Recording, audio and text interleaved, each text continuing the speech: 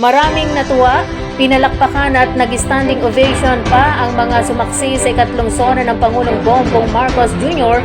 noong Lunes sa Batasang Pambansa sa Quezon City.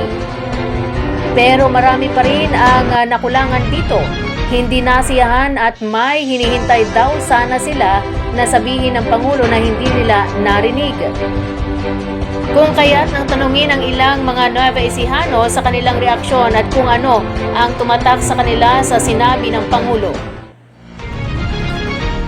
Ayon sa negosyante ng tinapa na si Joseph, natuwa siya sa sona ng Pangulo bagamat hindi pa man daw natutupad ang ipinangako nitong 20 pesos na presyo ng bigas at sana daw ay bumaba na ang presyo ng isda, partikular ang galunggong na pangunahing kailangan sa kanyang negosyo.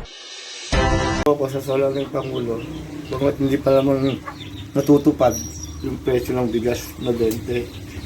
Tsaka yung sa presyo po ng isda, sa sobrang po rin po mahal. Kaya po dahil ito may bababa. Ayon naman sa tricycle driver na si Mang Jessie, nasiyahan siya sa binanggit ng Pangulo na wala ng pogo sa bansa, kaya lang daw sana ay matulungan sila sa pamagitan ng pagpapababa ng presyo ng gasolina at piyesa ng motor. Mahal na Presidente, nasisiyahan po ko doon sa sinabi nyo na wala ng pogo dito sa Pilipinas. Kaya lang po, dahil lang po kahilingan sa iyo, paano naman po kami mga nagtatricycle? Nahihirapan po kami. Na sana po, matulungan nyo kami na siya bumaba ang mga presyo, lalong-lalo na yung gasolina at mga pyesa. Salamat po.